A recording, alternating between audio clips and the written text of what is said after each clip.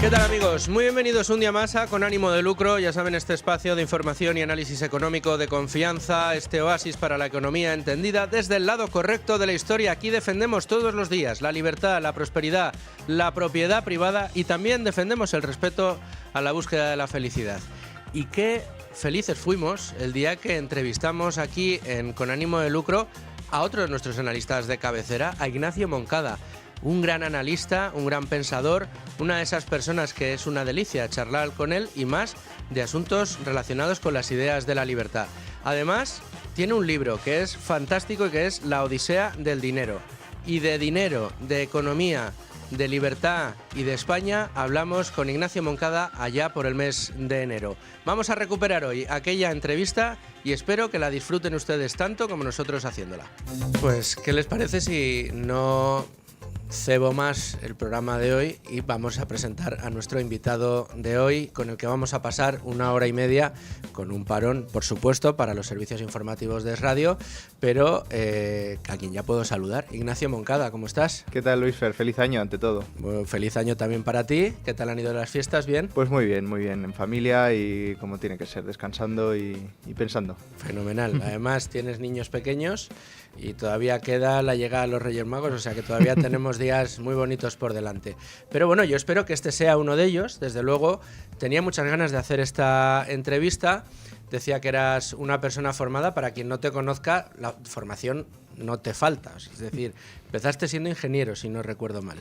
Eso es, yo estudié Ingeniería Industrial en ICAI y después de terminar me fui a Estados Unidos a vivir. Estuve allí trabajando en banca de inversión durante casi 6 años en Nueva York. Ingeniero, te vas a trabajar en la banca de inversión. ¿Por qué esto sucede tanto? Yo tengo otro gran amigo mío, es Manuel Fernández Losa, que es uno de los managers de Pictet en un fondo de energía limpia. Y esto igual. O sea, de hecho, cuando quiso estudiar le dijeron, oye, ¿cuál es la más difícil? Aeronáutica, venga, pues ingeniero aeronáutico. Terminó la carrera y dijo, yo me quiero dedicar a las finanzas. A mí esto de la ingeniería, bueno, me ha venido muy bien, pero no.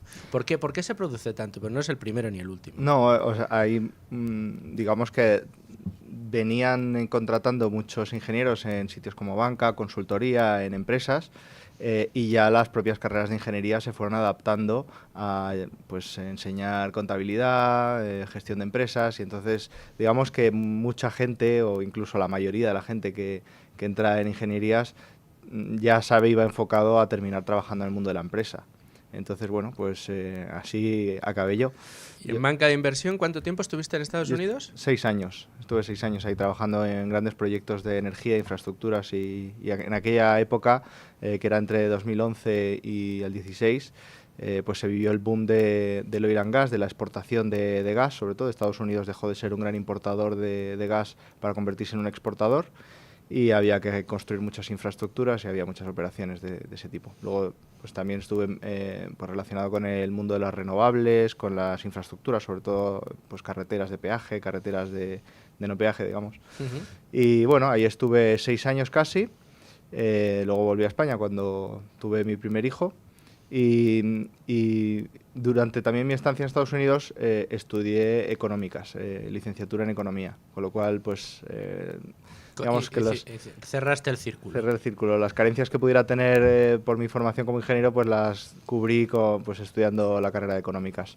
Y ahora no solo eres profesor de economía, sino que también asesoras.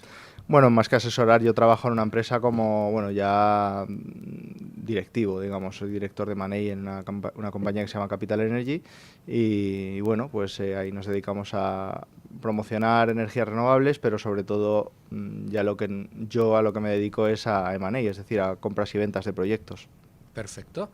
Y además, en tus ratos libres escribes un libro fantástico que tenemos aquí, La Odisea del Dinero, y escribes habitualmente en medios de comunicación y colaboras con programas como el nuestro. Bueno, yo de hecho empecé escribiendo en Libertad Digital mucho tiempo. Estuve escribiendo mucho tiempo en Libertad Digital, luego dejé de escribir columnas.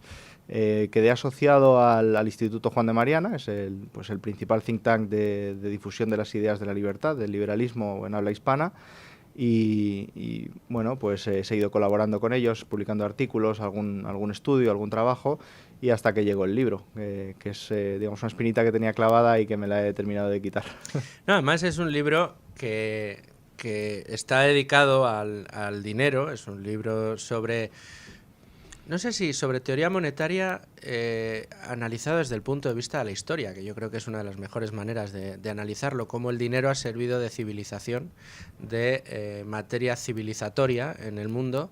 Además tienes cosas muy, muy interesantes y muy curiosas, como que desmontas la teoría sobre el trueque de una manera más muy evidente, ¿no? Porque al final todas las limitaciones que tenía el trueque es lo que termina haciendo que el hombre se invente el dinero. En un primer momento un dinero respaldado por un valor intrínseco dentro de la moneda y luego pues bastardeándolo hasta llegar a nuestros días con el gran bastardeo de la moneda. Y todo ello aderezado con teoría monetaria, pero muy digerible para cualquier estómago, es decir, para cualquier persona. Sí, yo no diría tanto teoría monetaria, yo lo que diría es que yo lo que intento es explicar qué es el dinero, cómo funciona, cuáles son sus problemas y cuáles han sido las soluciones que se han ido poniendo a esos problemas a través de su historia.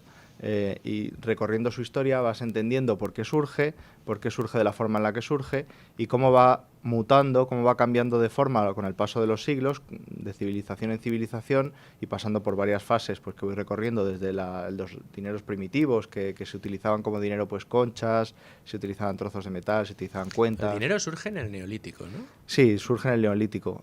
Tampoco sabemos ponerle exactamente fecha, pero también es verdad que el dinero, tal y como lo conocemos ahora, no es como surgió. Como surgió es, pues las personas se fueron dando cuenta de que, digamos, como decías tú, el trueque es algo que es imposible de implementar a gran escala. Es decir, no se pueden intercambiar grandes cantidades de producción de manera sistemática mediante el trueque, porque, bueno, por una serie de problemas que explico en el libro, pero lo que la gente fue descubriendo es que lo que podía utilizar era bienes intermedios. Es decir, yo produzco algo, por ejemplo, yo produzco una vasija, se la vendo a alguien a cambio de, pongamos, grano, o grano de trigo o cabezas de ganado, pero no porque yo quiera ese grano o esas cabezas de ganado, sino porque sé que esos productos van a ser muy fáciles de colocar en el mercado y que me van a permitir comprar otras cosas.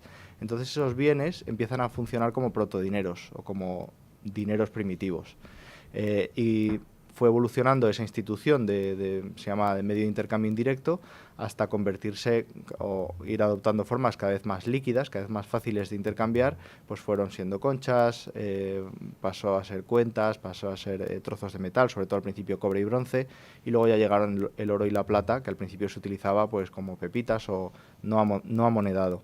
Y después de repente se hacen unos discos normalizados, se les pone un sello de un estado que respalda esa moneda. Eso es, digamos que de forma no amonedada se estuvo utilizando metal pues desde el Neolítico hasta, bueno, desde el Neolítico se utilizaba sobre todo cabezas de ganado y grano, pero luego con la edad de los metales llegan ya el dinero de metal, de cobre, bronce y luego oro y plata, y eso se va utilizando hasta el año 600 a.C. aproximadamente, y fue en un reino que a lo mejor a los oyentes no les sonará, que se llama el reino de Lidia, que está pues en la actual Turquía, pues que ellos empezaron a crear monedas, es decir, a estampar esos discos de metal de maneras normalizadas, con una efigie de un rey o con un símbolo, y de esa manera, digamos que el Estado lo que hacía era, en principio, certificar cuánto era la cantidad y calidad de metal que había en esas monedas. Con lo cual, cuando se empieza a extender ese sistema, rápidamente ellos mismos, los propios reyes lidios, se dan cuenta de que ese sistema se puede trucar, es decir, pueden sellar las monedas como si tuviera más metal del que realmente tienen y quedarse con la diferencia, con lo cual, según nace la moneda, también nace el envilecimiento acto seguido. Eso es inflación pura y dura, ¿no? O sea, es irle metiendo otros metales en la aleación y quedándote con el oro, ¿no? Básicamente desde esa época hasta, digamos, el principio de la Primera Guerra Mundial, aunque la última época esa no tanto, pero bueno, durante toda la historia lo que se viene es haciendo o generando inflación a base de retirarle metal a las monedas, básicamente lo que se llama el envilecimiento monetario. y los reyes o los estados después van poniendo en circulación esas monedas envilecidas, con menos metal del que deberían, que al principio empiezan a circular como si tuvieran el metal que dicen tener, pero a medida que la gente se va dando cuenta que no lo tiene, pues el valor de esas monedas va cayendo y por tanto los precios van subiendo y hay inflación. Y ahí hay... Por eso se mordían las monedas. Este gesto hemos visto en muchas películas de... Sí, para asegurarse de que es realmente oro puro. Y no plomo. Por ejemplo, había en las mesas de los tenderos muchas veces había mármol que al tirar el oro contra el mármol hace un sonido muy característico, pero si por dentro lleva cobre o está bastardeada, pues no suena igual y rápidamente se detecta. Pero si haces los cambios poco a poco, es más difícil de detectar.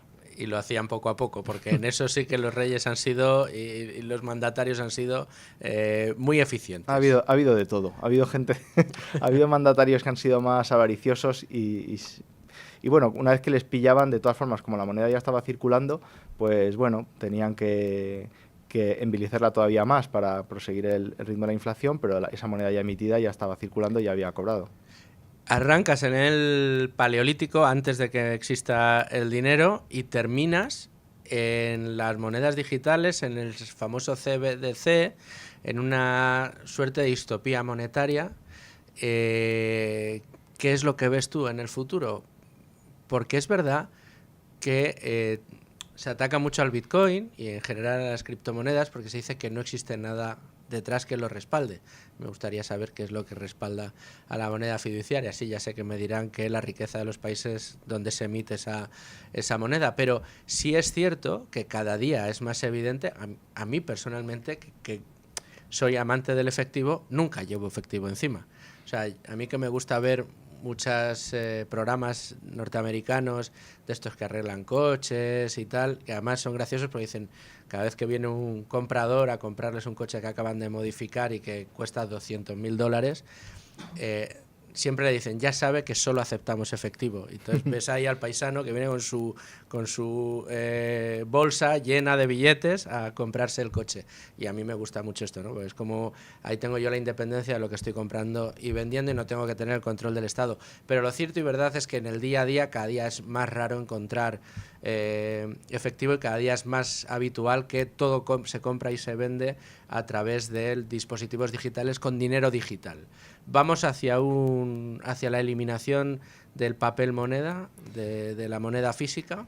Bueno, los políticos claramente es lo que quieren y es a donde van. Están todos los bancos centrales trabajando en eso. Están trabajando en abolir el dinero de papel, el billete y la moneda, y lo que quieren es que tengamos todos una aplicación en nuestro móvil que sea un depósito en el Banco Central, básicamente, es decir, euros o dólares puros, recién emitidos por el Banco Central y controlados por ellos.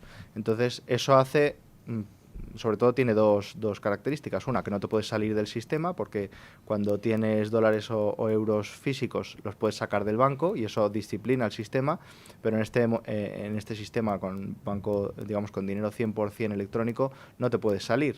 Si ellos deciden ponerte tipos de interés negativos, te los tienes que comer, no puedes sacarlos, no puedes hacer nada con eso. Y luego el otro gran punto que tiene es pues acabar con la privacidad del dinero físico. De todas maneras, en Estados Unidos tiene un gran negocio también con los dólares físicos, porque la mayor parte de los dólares de $100 para arriba están fuera de Estados Unidos. Y ya sabemos Pablo Escobar cómo conservaba su dinero. No tenía Bitcoin ni nada, tenía dólares emparedados. Entonces, ese es un negocio que financia el gasto público de Estados Unidos y le da igual a qué se dediquen esos dólares, pero al menos para la gente dentro del país sí que interesa mucho a los estados y cada vez más tenerlos bien controlados y poder saber con quién intercambia, dónde compra, qué compra, cuánto invierte, cuánto ahorra, cuánto gasta. Y eso es una información muy valiosa y muy peligrosa que tengan los políticos. Bueno, es que el control de los políticos es total. Recientemente hemos estado viendo cómo se ha aprobado, bueno, ha entrado en vigor una norma que se había aprobado ya después de 3 aplazamientos, para que cada vez que vayamos a un hotel, nosotros o cualquier persona en España tenga que dar ahí 40 datos personales relacionados con tus cuentas de crédito, perdón, con tu tarjeta, tu cuenta, tu dirección, el código de tu municipio, la relación filial o paterno-filial o de amistad o de lo que sea con el acompañante que viene contigo, etcétera, etcétera. Ya el nivel de control es absoluto. Tú ya no puedes aspirar a irte una noche de hotel con alguien sin que nadie se entere, porque el gobierno se va a enterar y el Ministerio del Interior también. Es como en El Padrino, siempre hay que saber algún trapo sucio de los demás para luego poder chantajearles. Pues aquí es igual, si saben algo malo que has hecho, consiguen descubrir algo de lo que puedas avergonzarte, pues te pueden chantajear. Y bueno, ya sabemos que la hacienda pública para ellos no es algo nuevo. La hacienda pública se dedica a chantajear a personas públicas, a gente famosa, a futbolistas, a gente pues del mundo de la cultura, por el tema de sus impuestos o las deudas que pueda tener con la hacienda pública. Entonces, más es un chantaje al final lo que hace Hacienda, porque Hacienda juega con que no vas a responder, es decir, bueno, que vas a tratar de llegar a un acuerdo, sea verdad o no lo que te están imputando, porque al final el proceso es tan caro, tan tedioso, tan largo, y sabes que Hacienda va a recurrir, que en muchas ocasiones, en la mayoría de ellas, hayas cometido o no fraude, generalmente no, pero lo que haces es, pues mira, ¿qué me estás pidiendo? Tanto, pues yo te lo pago y me olvido ya del tema y no me tienes aquí 10 años, salvo que aparezcan héroes, como el caso de Xabi Alonso, que quieran seguir y que quieran defender su inocencia y que además tengan tiempo y dinero suficiente, que es muchísimo, para mantener el pulso y finalmente terminan ganándolo. Claro, es que si pones en el punto de mira pues a un Cristiano Ronaldo, a Messi, a Piqué, a Shakira, a esas personas le haces le destrozas la reputación teniéndole en un proceso que dura años, diciendo que está cometiendo delitos. Entonces esas personas quieren cuanto antes quitarse el problema de encima. Entonces pueden llegar a un acuerdo pues no habiendo cometido ningún delito o no sabiendo qué es lo que han hecho mal. Entonces, pero incluso a la gente que no es tan famosa le puedes chantajear así, puede tener problemas con su trabajo, puede ser un funcionario y tener problemas dentro de la administración. Es decir, la gente ese problema no lo quiere y como saben que no lo quieres, pues te pueden presionar y pueden llegar a que pagues pues lo que tenga que ser para quitarte el problema de encima. Fíjate cómo será la cosa. Es tan grave lo que sucede en este país con Hacienda. Imagino que en otros también pasará algo parecido o no, pero lo de España es terrible porque puede pasar que por tu actividad, ya seas un futbolista, un artista famoso, un empresario de éxito o lo que sea, tus impuestos te los lleve un despacho especializado en asesoría fiscal.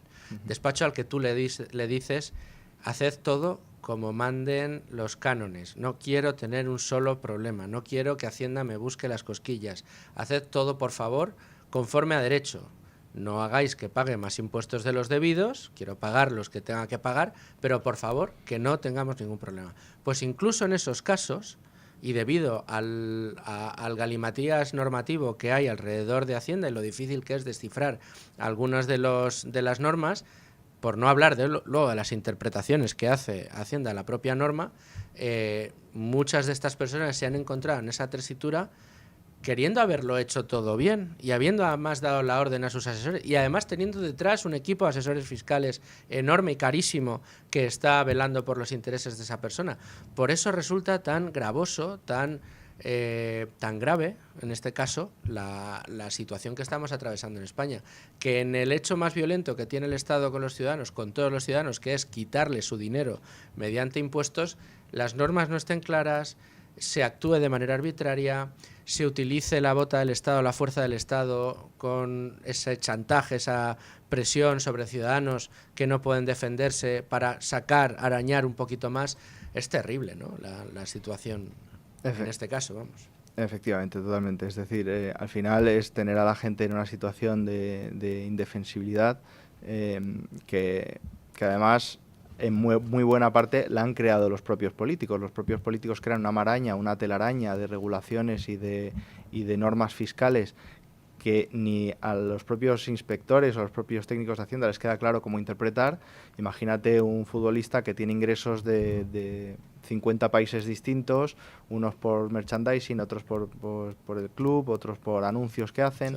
Uno porque ha montado un hotel en no sé dónde. Es que incluso queriendo con todas tus fuerzas y con los mejores asesores fiscales querer cumplir con todo a rajatabla, es que hay cosas que van a ser interpretables seguro.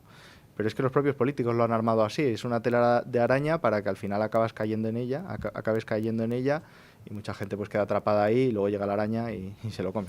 A ver si cada día más gente en países como España se despierta a esta realidad, se da cuenta de lo que supone, se da cuenta de cómo funciona y cada vez que Hacienda se meta con alguien en este sentido y le empiece en este tipo de chantajes, en lugar de, como decías tú, le destroce su reputación, sea todo lo contrario y empecemos a ver auténticos héroes en gente eso, como Xabi Alonso, como Shakira o como cualquier otro o como grandes artistas a los que se les señala, se les pide, se les persigue hasta que dan su visto bueno a una componenda según la cual tú te declaras culpable del hecho del que te estoy acusando, me pagas en lugar de los 100 millones que te estoy pagando 3 y hayas hecho algo o no. Entonces estaría muy bien que cada día más gente fuera consciente de la fórmula empleada por Hacienda contra todos los ciudadanos, porque esto se hace contra Shakira, contra Piqué, contra Xabi Alonso, contra Lorenzo, contra Márquez, pero también se hace contra Pepito, el que tiene un bar, contra Juanito, el que tiene una tienda, una floristería, o contra cualquiera de nosotros cuando nos hemos comprado una casa, cuando ejercemos una actividad por cuenta ajena, también nos puede pasar, nos pueden abrir una paralela, nos pueden empezar a chantajear, aunque sea con pequeñas cantidades. Esto sucede, nos sucede a todos y es además una cuestión muy cuestionable, valga la redundancia, desde el punto de vista moral que tiene el Estado. Esa fórmula según la cual aprovecha todo su poder para aplastarte en materia impositiva, en materia de impuestos, para quitarte más dinero todavía del que ya te quita, como si fuera poco el que nos quita, ¿no? Sí, bueno, un fenómeno muy interesante ha sido el de los youtubers que se han ido yendo a Andorra, muchos de ellos por la clavada de Hacienda, pues por dedicarse a generar contenido, que es lo que ellos hacen, y está creando un caldo de cultivo de personas jóvenes muy influyentes, que son los youtubers, que están padeciendo esto y yo creo que están reaccionando. Están muchos de ellos criticando al Estado, criticando al gobierno, criticando las malas prácticas de Hacienda, que siempre están amenazándoles con inspecciones y que le van a meter el cuerno de diversas maneras. Y esa gente, una pequeña frase que ellos tengan llega a muchísimas personas y puede tener muchísima influencia. Y ahí yo creo que pueden tener un talón de Aquiles importante. Bueno, de hecho, ahí sentado ha estado Víctor Domínguez, conocido como Wall Street Wolverine. Hablamos también ese día de impuestos en una entrevista muy larga que tuvimos con él y vemos cómo todos los días en determinadas cadenas de televisión, vamos a decir, poco críticas con el gobierno de Sánchez, se les señala a gente como Víctor o como otros precisamente por su discurso contrario a la bota que tiene Hacienda en España con los contribuyentes, porque no hay que olvidar, quizá Víctor desde un punto de vista ideológico siempre ha sido más contrario a los impuestos que otros youtubers, pero yo tengo visto a otros muchos de los que son muy famosos y muy seguidos en España que han estado pues tejiendo un discurso favorable al pago de impuestos. Pues yo pago muchísimo, más de la mitad de lo que genero, pero quiero contribuir en España. Bueno, este discurso al que nos educan desde pequeñitos, cosa que me parece un horror y además me parece una doctrina malvada y perversa. Pero al final muchos de estos han terminado yéndose o ya se están pensando irse porque se dan cuenta de que el Estado no se conforma con quitarles más de la mitad de lo que ganan, sino que todos los años les abren una paralela, les piden más información, les acusan de haber cometido un delito y todos los años tienen varias cartas y citaciones de Hacienda para pedir más información, para abrir un proceso legal contra ellos por haber supuestamente defraudado en alguna factura o lo que fuera. Y esto es lo que ya termina.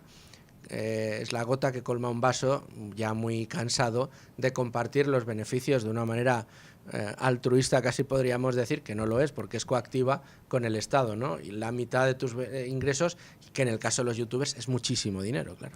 Sí, bueno, es al final intentan doblegar a todas esas personas, influir en su opinión y evitar que hablen mal de ellos mediante un chantaje. También pasó con Ferrovial, por ejemplo, cuando se decidió ir de España, pues motivos no especialmente fiscales, sino por motivos sobre todo financieros y de financiación.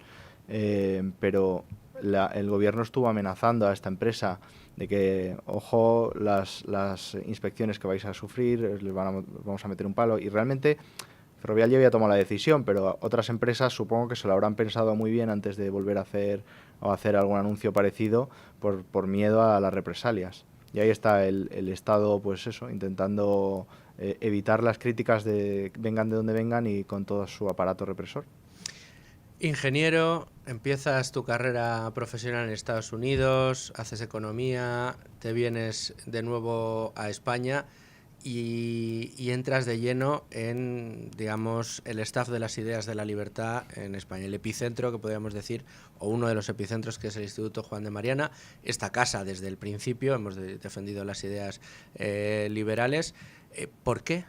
¿Por qué liberal? ¿Y desde cuándo? ¿Cuándo abriste los ojos al liberalismo? Bueno, la realidad es que yo abrí los ojos con un libro que llegó a mis manos, que es más o menos desconocido, del profesor Carlos Rodríguez Brown, que se llama Estado contra Mercado. Y es un libro muy recomendable porque es bueno, pues un libro no muy extenso y para todos los públicos, pero que básicamente la mitad del libro te explica cómo funciona el mercado, te da pues cómo funciona la economía cuando se respeta la libertad y los derechos de propiedad de las personas y por qué florece la economía en esas circunstancias. Y la segunda mitad del libro es el Estado, cómo el Estado coarta la libertad de las personas y cómo destruye impide o dificulta la generación de riqueza. Y ese libro yo creo que fue el que me cambió un poco las ideas. Yo, bueno, era el típico conservador, supongo, y me fui convirtiendo más en un liberal, que luego después de ese pues fui viendo distintos autores o distintas lecturas. Pues he pasado por pues el libertarismo más radical, viendo a los vídeos de Huerta de Soto, leyendo a Rothbard, leyendo a la escuela austriaca. Y luego con la madurez pues me he ido volviendo un poco más, digamos, centrado dentro de lo que es el liberalismo libertario, digamos, abandonando pues esa utopía anarquista, pero digamos, filosóficamente pues sí que defiendo pues un gobierno limitado, un Estado mínimo y pues la mayor libertad y prosperidad posible. Digamos que con la máxima libertad posible yo considero que puedes llegar a los países y las personas pueden llegar a la máxima prosperidad, y eso es lo que defiende el Instituto Juan de Mariana, con distintas escuelas que debaten entre ellas, pero que al final están unidas en una causa que es la promoción de las ideas de la libertad. Y bueno, yo creo que vivimos en un mundo apasionante para defender estas ideas, porque precisamente estas ideas están atacadas desde muchos frentes.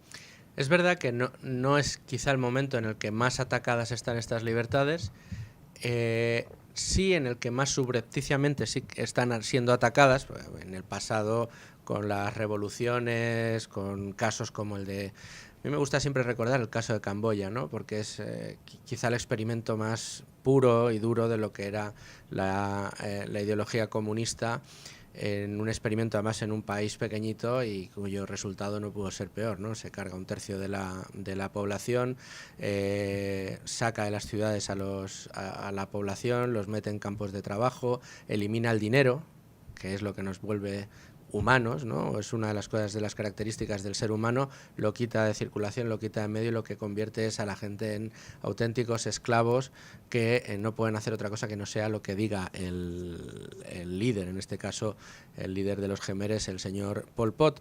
En aquellos momentos la libertad estaba extraordinariamente limitada, en otros momentos de la historia también, pero ahora tenemos una apariencia de libertad que no es tal. Y esto es lo que están consiguiendo los estados, ¿no? Y curiosamente toda la ola woke que viene también de Estados Unidos, dicen de este deep state que está ahí detrás, lo que hace es que seamos nosotros mismos, no que venga alguien a decirnos lo que podemos decir o no, sino somos ya nosotros mismos, desde nuestras propias cabezas, los que nos limitamos a la hora de utilizar determinadas expresiones, aceptar determinados esquemas mentales o sociales. Es curioso, ¿no?, cómo han conseguido este movimiento limitar mucho las libertades, pero hacerlo desde las propias personas, dentro de las personas, ¿no? Bueno, es el gran éxito del socialismo del siglo XXI, por así llamarlo, que es haber introducido las ideas contrarias a la libertad en la cabeza de grandes masas de personas. Y entonces son las propias personas las que tienen cierto síndrome de Estocolmo, están deseando que les arrebaten libertades, o consideran mucho en el debate público, cada vez que hay un gran problema, pues mucha gente salta diciendo que la solución es coartar las libertades para resolver ese problema, ¿no? Pero es el éxito que ha tenido el socialismo disfrazado de socialdemocracia en nuestros días, porque lo que han hecho es controlar los colegios, las universidades, controlar los medios de comunicación, sobre todo la televisión. Las escuelas, yo creo que es fundamental. Y controlar, pues eso, todo lo que te permita bombardear a las personas con ideas, cuanto más pequeñas mejor, digamos, cuanto más jóvenes mejor, pero bueno, luego desde el mundo de la cultura, desde el mundo del cine, las series... los dibujos animados para los niños. Sí, los dibujos, o sea, todo eso es un bombardeo de ideas y de malas ideas, sobre todo, que al final es inevitable que se hayan pegado a mucha gente, ¿no? Y eso, el liberalismo, digamos, los antisocialistas, es una batalla que no han librado. Se la han dejado ganar por incomparecencia al socialismo. Y ahora lo que tenemos es, yo creo, una tarea de revertir todo ese proceso. Hay que además, un debate del liberalismo contra el socialismo, para el liberalismo parte con mucha ventaja, tiene todos los ejemplos a su favor, es decir, cualquier... La historia empírica no da alternativa a la duda, o sea, eso es clarísima, es cristalina. Si tú coges un índice de los países más libres del mundo y un índice de los países más prósperos del mundo, más ricos, básicamente es una proporción lineal, es decir, los más libres son los más prósperos, que no hay debate, y no hay países comunistas que se hayan convertido en los países más prósperos del mundo y donde la gente quiera matarse por ir a vivir, sino al revés, es países de los que la gente huye. Desde el punto de vista empírico, la evidencia es absoluta, pero desde el punto de vista teórico tampoco el socialismo es capaz de debatir. La única forma que tiene de debatir es en medios de comunicación que estén muy regladas los mensajes que se deben decir y cuándo, y de esa manera difundir esas ideas sin oposición. Entonces, el liberalismo realmente lo tiene muy fácil. Lo tiene muy fácil porque sus ideas son mejores lo hemos comentado algunas veces cuando Milei hace mucha defensa de esto, que son mejores económicamente, son mejores éticamente, él dice son mejores estéticamente, eso supongo que será más debatible. Sobre todo por él. Pero desde luego mejores económicamente son y mejores éticamente también. Entonces, lo único que hay que hacer es ponerse a ello, librar esa batalla Bueno, y podríamos decir que estamos quizá en uno de los mejores momentos de la historia, precisamente para dar probabilidades de éxito a la batalla de las ideas, ¿no? De las ideas de la libertad. Tenemos el ejemplo de Elon Musk desde el punto de vista empresarial, quizá el empresario más exitoso del mundo, queriendo librar esta batalla desde un punto de vista además muy vehemente. Él quiere librar esa batalla y lo hace dando ejemplo. Ahí está Twitter. Tenemos en Estados Unidos a Donald Trump, que también quiere abrazar en parte ese ideario, pero bueno, al menos como en parte lo quiere abrazar, yo creo que también significa una oportunidad, y desde luego la oportunidad de Milei, ¿no? Milei, que es en solo un año el trabajo que ha llevado a cabo como presidente del gobierno. Tuvimos la oportunidad antes de las vacaciones con Diego Sánchez de la Cruz precisamente de analizar todo ese primer año de Milei. También tuvimos un programa especial contigo analizando ese discurso que hizo en el CEPAC el señor Milei. Es la gran oportunidad, ¿no? Ahí es donde ya mucha gente empieza a decir, ostras, yo no sé en qué creía, pero lo cierto es que este señor está dando en el clavo, está revirtiendo la situación. Un país que nadaba en pobreza empieza a salir del hoyo, ¿no?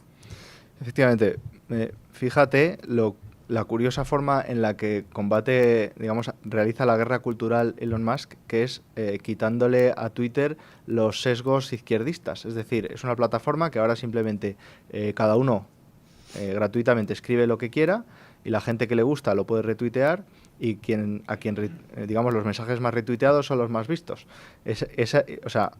eso es un ejemplo palmario de que al final la defensa de la libertad no requiere de grandes esfuerzos, es simplemente dejar a la gente que se exprese, porque las ideas de la libertad se van a abrir camino, porque por su propio peso van a terminar imponiéndose.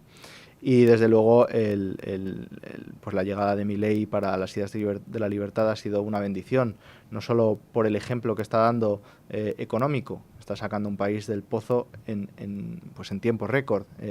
Si a lo largo de su primera legislatura solo hubiera conseguido estabilizar la moneda y acabar con la inflación, ya sería un enorme éxito, pero es que lo está consiguiendo en su primer año, o lo ha conseguido, digamos, viendo desde donde venía prácticamente, pero no solo se está conformando con eso, yo creo que está sentando los cimientos para un crecimiento a largo plazo muy intenso, se está preparando a Argentina para la apertura de sus fronteras y para la llegada de capitales extranjeros y la producción para integrarse en el comercio internacional, del que Argentina estaba desconectado por culpa de su malísima moneda y de los controles de capitales y de cambios que existían en Argentina y del problema enorme que tiene con su deuda pública impagada. Pero es que además, no contento con eso, está librando la batalla cultural, está dando la batalla por las ideas. Y eso es fundamental, porque Milei pasará y vendrá algún otro, pero si esas ideas han ido calando en la población y la población se da cuenta de que esas ideas son correctas, de que son éticas, de que son mejores económicamente y moralmente, el que venga le va a tocar coger el testigo de Milei y seguir la senda que él ha empezado. Es muy difícil cuando todo el mundo está defendiendo esas ideas y digamos, de manera pues convencida, es mucho más difícil dar la vuelta a la tortilla. ¿Es el socialismo una enfermedad que tiene en el wokismo una metástasis? Tú que vienes de tradición, tu padre es un médico reputado. Pues, muchas veces se dice que hay ideas que, en vez de la gente que tiene ideas, hay ideas que te tienen a ti, que te tienen como rehenes. Y son ideas que son difíciles de sacar de la cabeza porque forman parte de tu personalidad, y el socialismo se ha convertido en una de ellas. Es decir, el socialismo es una idea que mucha gente tiene en la cabeza porque su forma, digamos, su círculo de amigos, su reputación depende de haber defendido esas ideas y ya van a muerte con ellas, pero se puede considerar de alguna manera un virus, como un virus informático, pero un virus mental. Y esas ideas se propagan igual que los virus, ¿no? Y se pueden propagar de maneras muy virulentas y de maneras rápidas y mortíferas, desgraciadamente, en el caso del socialismo. Pero sí, vamos, es una idea que lo bueno que tiene es que al ser, digamos, que ha sido fácil, por así decirlo, de ir implantándola en la cabeza, pero también debería de ser fácil de implantar las ideas contrarias, las ideas de la defensa de la libertad. Claro, hemos hablado de Milei en Argentina, del socialismo, y tenemos que aterrizar un poco en España. Con Pedro Sánchez, la verdad que es increíble la cantidad de malos datos que nos acompañan.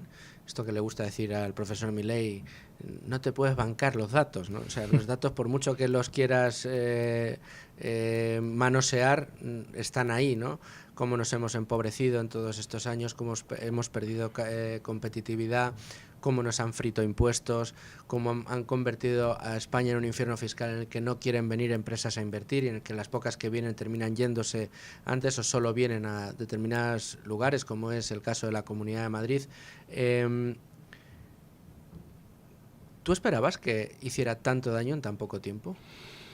Bueno, pues supongo que sí, porque lo bueno que tiene Pedro Sánchez, que muchos lo consideran una virtud, pero realmente lo bueno es que se le ve venir. Es decir, todo el mundo sabe qué clase de persona es muy difícil para él ocultarlo. Ha habido otros presidentes que también siendo maquiavélicos y siendo, digamos, grandes negociadores políticos, por así decirlo, no se les notaba tanto. Es el caso de Rajoy, por ejemplo, que es una persona obviamente muy inteligente y con gran habilidad política, pero no se le notaba tanto como a Pedro Sánchez, que se nota que va a lo que va. Va a colonizar las instituciones, va a poner a sus digamos, a sus más fieles al frente de las instituciones más importantes del Estado y pone a esas instituciones a trabajar para él, o sea, para su permanencia en el poder. Si son 2 semanas, pues 2 semanas, y si puede ser un poco más, pero él va día a día manteniéndose así. Y la forma en la que a largo plazo él querría mantenerse en el poder es creando pues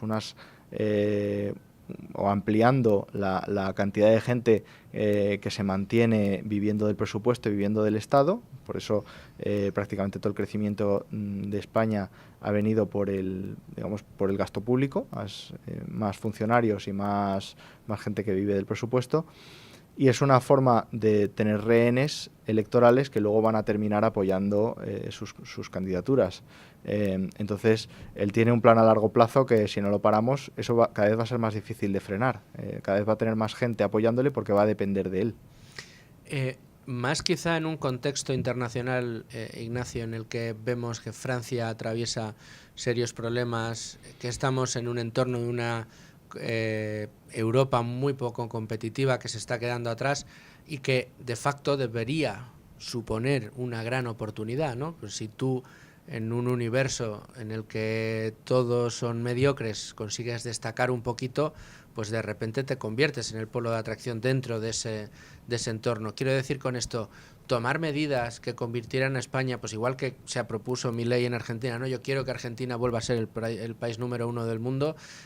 España tiene muchas virtudes intrínsecas que en el caso de que se aplicaran las políticas adecuadas nos podrían convertir en la locomotora de Europa, incluso en la punta de lanza de unos cambios que deberían llegar al resto del continente. Sin embargo, estamos empeñados en matarlas. O sea, así como se suele decir que nuestro petróleo es el turismo y tenemos unas leyes que cada vez van a cargarse el turismo de una manera más evidente, ya tenemos comunidades autónomas donde se les recibe con pintadas o se les recibe pues agrediéndoles con pistolas de agua a muchos turistas, con pintadas de Tourist No Home, y luego con legislación que les grava de una manera especial los alojamientos, que les pone cada vez más trabas para venir a veranear a nuestro país.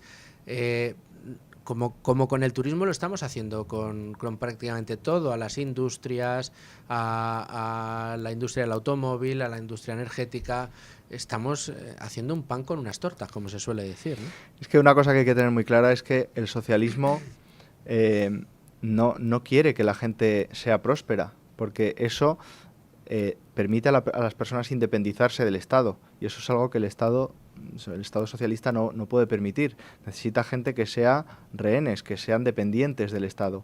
Entonces, generar demasiada prosperidad hace que la gente pueda ganarse la vida por sí mismo, luego hacer con su dinero lo que considere, incluso llevar caridad, acciones sociales, que eso es algo que a los socialistas que no pueden con ello, porque es precisamente, dices, ¿cómo puede ser que no puedan digamos, que critiquen que Amancio Ortega, por ejemplo, done equipos de detección de cáncer a los hospitales? Pues porque él considera, el Estado socialista considera que eso no es algo exclusivo de ellos, que eso es algo que tienen que monopolizar, y que otras personas sean capaces de ayudar a los demás a gran escala es algo pues que no pueden permitirse. Entonces, la forma que tienen de hacerlo es destruyendo las bases de la prosperidad, intentar mantener a la gente pues en un nivel de renta lo más baja posible y dependiente del Estado, de forma que no se quejen demasiado porque, digamos, pueden ir tirando, pero que sea, digamos, que exista un vínculo muy estrecho de dependencia con el Estado, de forma que estén, cada vez que hay unas elecciones, sean rehenes, que van a las elecciones a votar a sus captores y a aquellos que le están manteniendo. Entonces, por eso el socialismo tampoco puede permitir que un país prospere demasiado o va a hacer lo posible para impedirlo. Ignacio, ¿son las pensiones en España, las pensiones públicas, el grillete que ata a la sociedad a este Estado y que va a ser tan difícil de desmontar precisamente por lo férreo que es ese asidero? Pues es un grillete fundamental. Por eso vemos al gobierno muchas veces, o a políticos de izquierdas, criticando pues a la gente que se dedica a enseñar sobre finanzas, independencia financiera, y además odian ese término de independencia financiera. ¿Eso qué significa? Que van a dejar de ser dependientes de nosotros. Para el socialismo lo peor que puede pasar es que los pensionistas sean independientes de la pensión pública, porque entonces ya digamos que es como que les han dejado, digamos, has soltado la última amarra que tienes con el Estado, que es que te han estado quitando un 35% de tu salario toda la vida, y luego renuncias de alguna forma a eso porque has conseguido, digamos, mantenerte, crear un fondo para vivir cuando estés jubilado, de manera independiente a ese, digamos, imagínate, quitar un 35% de la gente del salario de todo el mundo y luego renunciar a eso es brutal. Pero aún así, cada vez más gente está intentando llevar esa vida de independencia financiera, de poder jubilarse cuando quiera, a la edad que quiera, y dedicarse a lo que quiera sin tener que depender de la decisión de Pedro Sánchez o del político de turno. Algo que es posible y que no está solo, digamos, no es territorio vedado únicamente para unas pocas fortunas en España, sino que hay mucha gente, prácticamente todo el mundo, si empieza a una edad temprana, puede llegar a encontrar esa independencia financiera, ¿no? Sí, sí, vamos, y lo bueno es que vivimos en una época en la que es muy fácil educarse financieramente, porque existe Internet, existen muchísimos cursos, existe YouTube, y ya quien no sepa es realmente porque no quiere. Existe Tu dinero nunca duerme, existe Con ánimo de lucro, existe el Juan de Mariana. Efectivamente, y digamos que es fundamental que las personas entiendan las finanzas, entiendan cómo se gestionan las finanzas y cómo debe cada uno de gestionar su patrimonio a lo largo de su vida, porque a lo largo de su vida va a tener momentos en los que tenga que endeudarse, otros momentos en los que tenga que ahorrar, en los que tenga que capitalizar y tomar decisiones de inversión, y llegará un momento en el que tocará gestionar ese patrimonio. Pero es fundamental hacerlo por una simple cuestión de libertad. Vamos a ser más libres si somos capaces de hacer eso, vamos a ser más independientes del Estado y vamos a ser dueños de nosotros mismos. Es curioso lo que decías, que el Estado socialista nos quiere cada vez más pobres. Si nos fijamos en algunas socialdemocracias norteñas en Europa, digamos, tienen un esquema distinto. O sea, lo que hacen es procuran la mayor prosperidad posible para sus ciudadanos, los convierte en los europeos más ricos del continente. Los salarios medios están rondando los 70, 80.000 euros. Claro, decir que en España 60.000 son ricos, allí se reirán, claro, se tendrán unas carcajadas tremendas. Y una vez consiguen que la gente mayoritariamente prospere y gane fortunas, es cuando los parasita el Estado, ¿no? Y les arrebata buena parte de sus fortunas. Pero evidentemente arrebatar una parte de sus fortunas a gente con mucha fortuna es mejor que arrebatar mucho a gente que tiene muy poco, porque al final lo que haces es sobreempobrecerlos y tampoco cuentas con recursos suficientes como para mantener todo eso que se llama estructura del Estado del Bienestar, el Estado socialista, la justicia social, todos estos mantras con los que nos han ido golpeando. Pero ¿por qué en España seguimos abrazando el peor de los modelos? Porque dentro de los estados socialistas hay algunos que tampoco son tan terribles con la hacienda del contribuyente. Bueno, no olvidemos que los países nórdicos en algunos aspectos son algunos de los países más libres del mundo. Por ejemplo, en materia de respeto por los derechos de propiedad, digamos, de esa mitad que te deja el Estado que sea privada, en esa mitad al menos son tremendamente libres a la hora de negociar contratos, de contratar y de despedir trabajadores, de invertir, de comerciar y de mantener tu propiedad privada a salvo. Luego está ese otro 50% que es como un parásito que tienen extrayendo rentas, pues con una casta política que vive fenomenal. Pero es verdad que tienen esa ideología al menos de déjame prosperar y luego parasítame si quieres dejándome un buen trozo del pastel. Pero en España, digamos, eso no funciona porque para la izquierda sería concederle la victoria ideológica al liberalismo.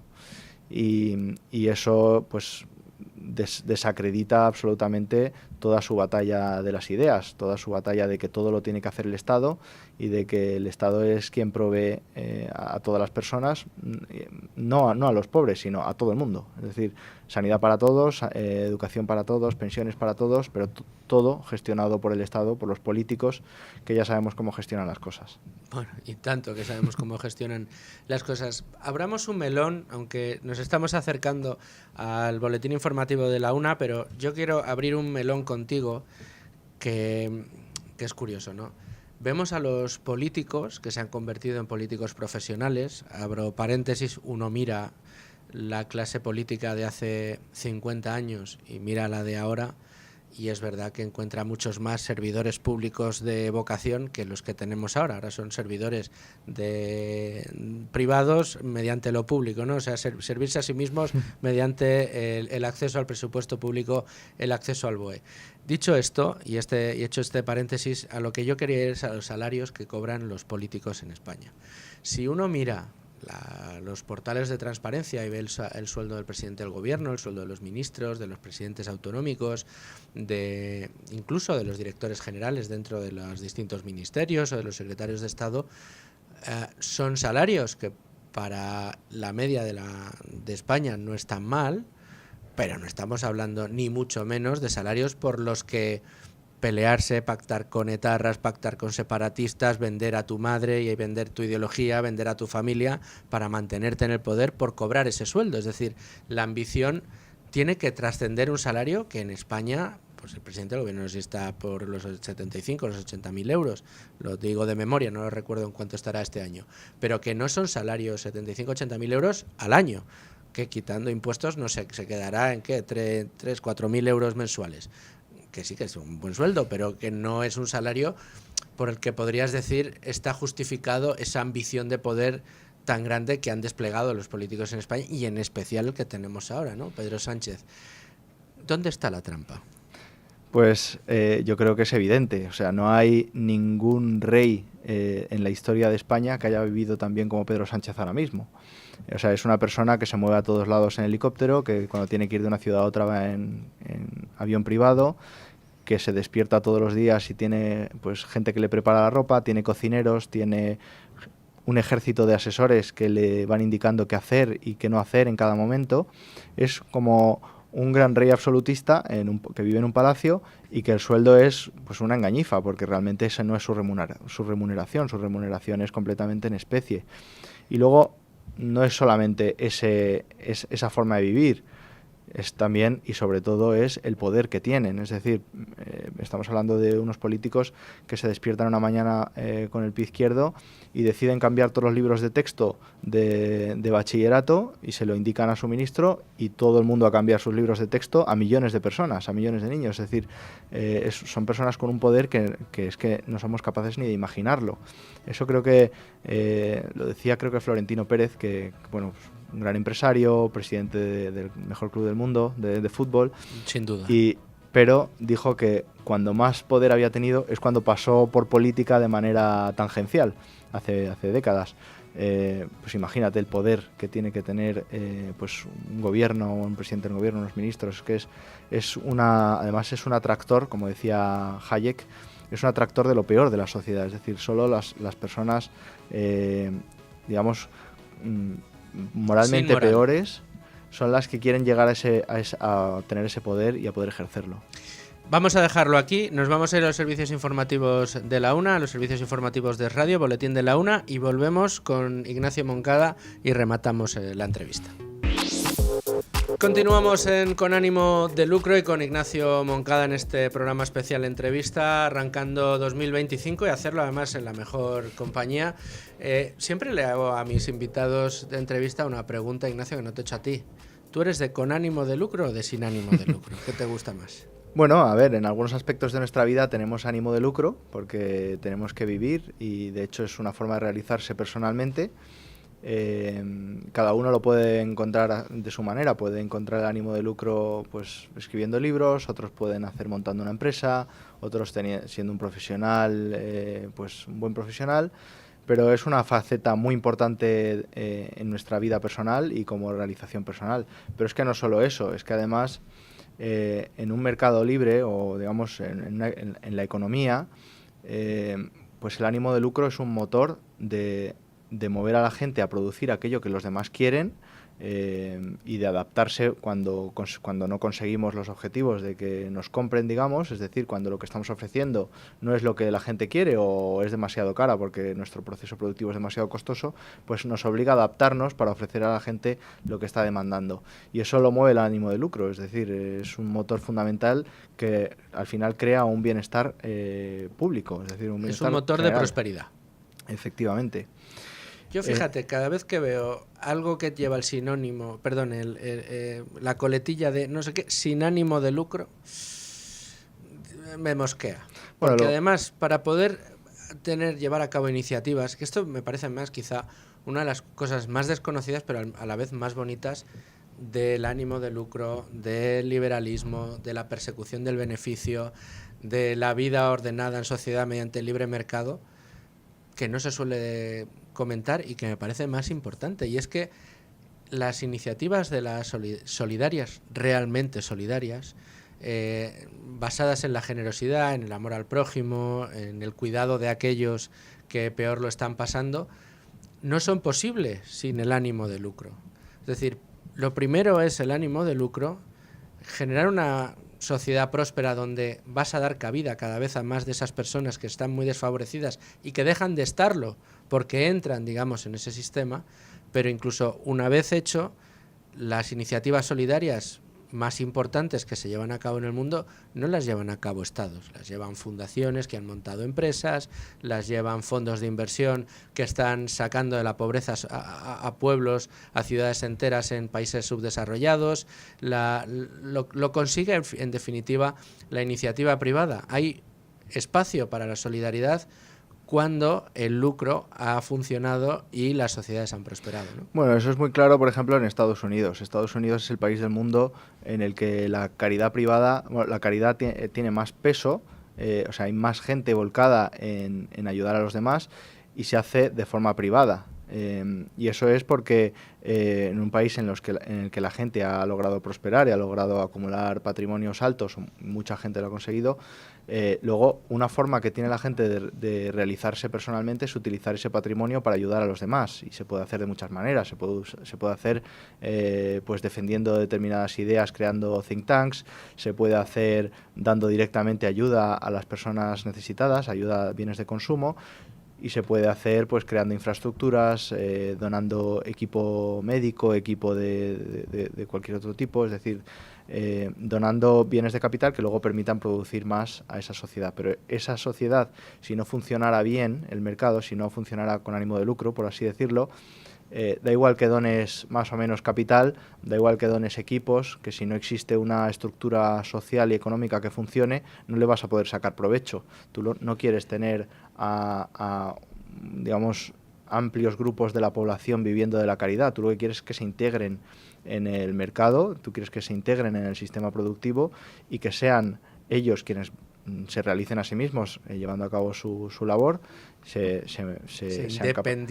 independicen del Estado, aunque integrarse en realidad en la sociedad, o sea, no independizarse. Tampoco hay que pensar en una sociedad atomizada en que cada uno va por libre, sino que tú cooperas voluntariamente con los demás y en ese engranaje que es el mercado encuentras tu sitio, y ahí es donde puedes ser más productivo y generas una gran prosperidad para toda la sociedad.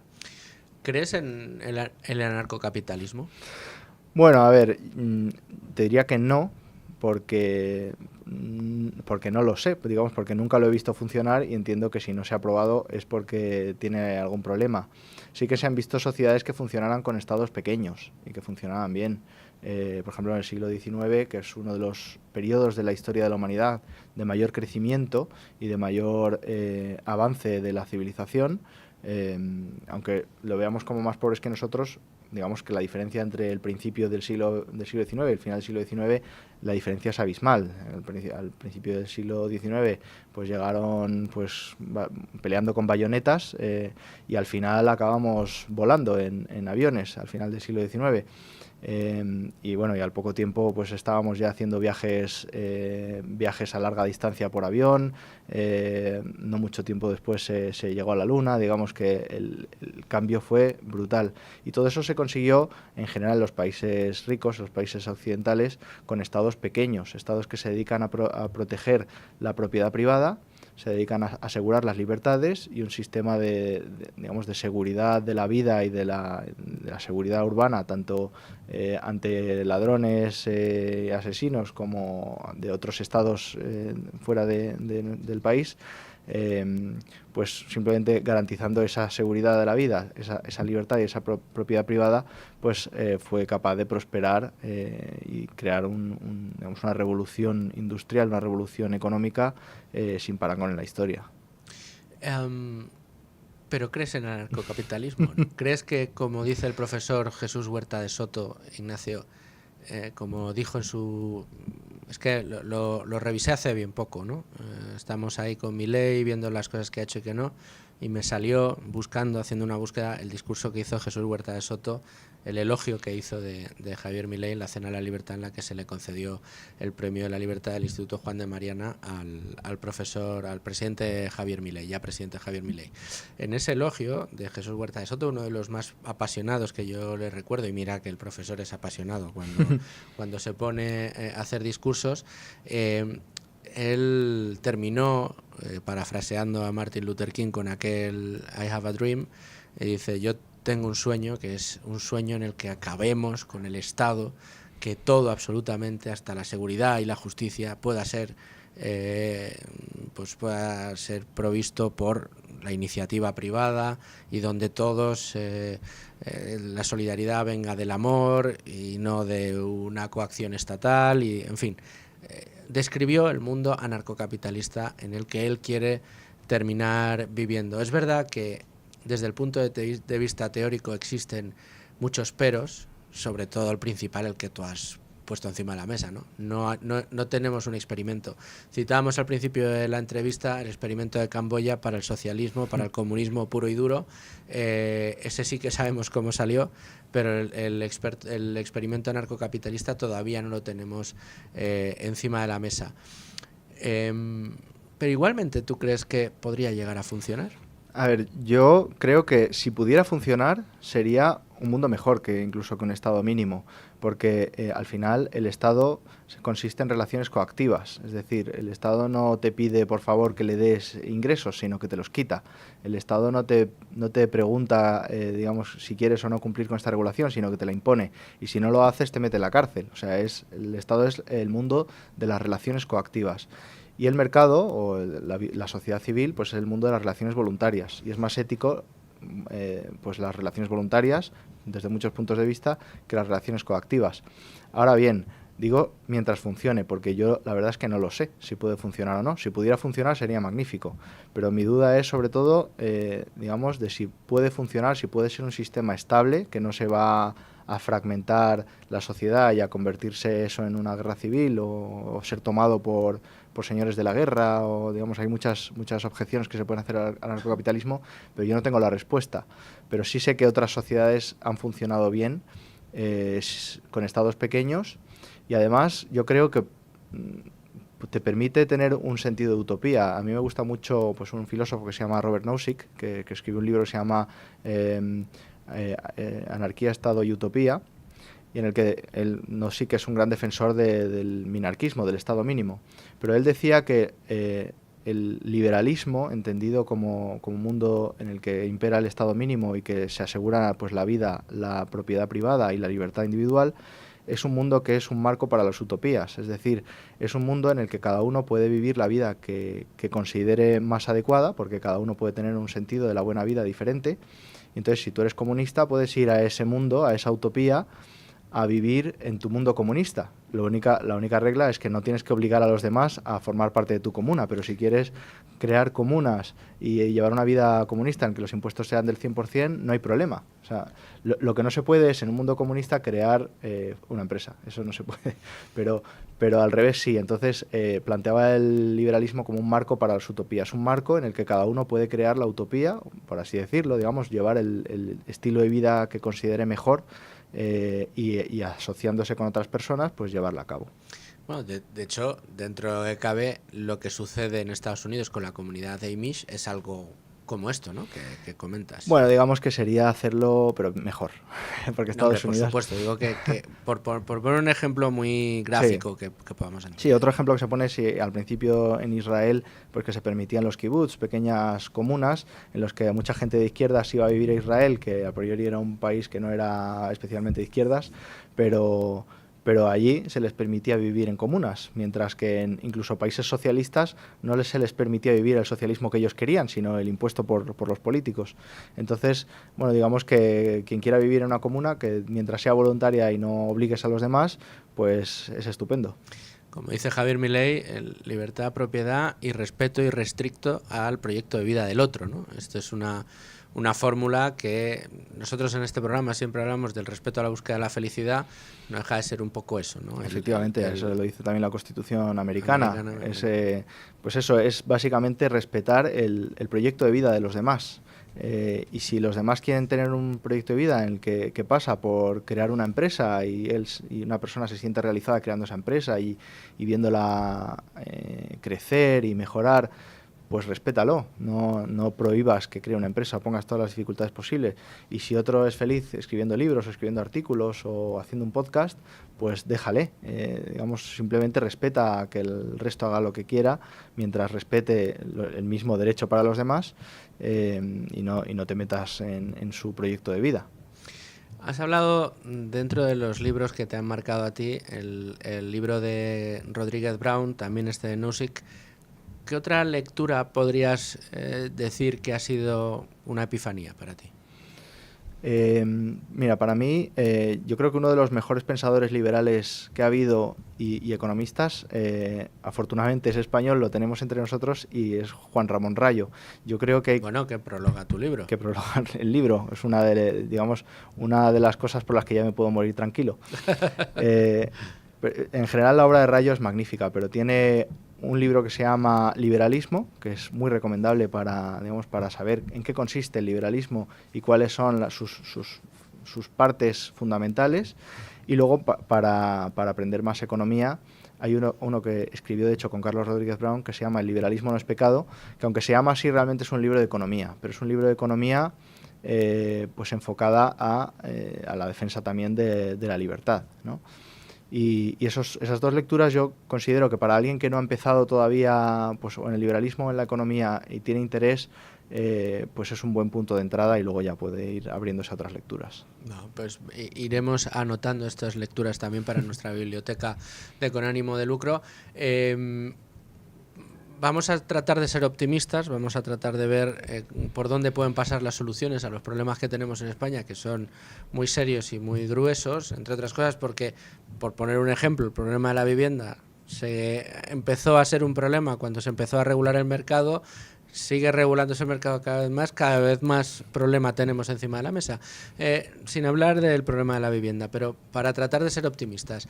Desde tu punto de vista, Ignacio, ¿cuál sería una primera medida que empezaría a cambiar las cosas en España?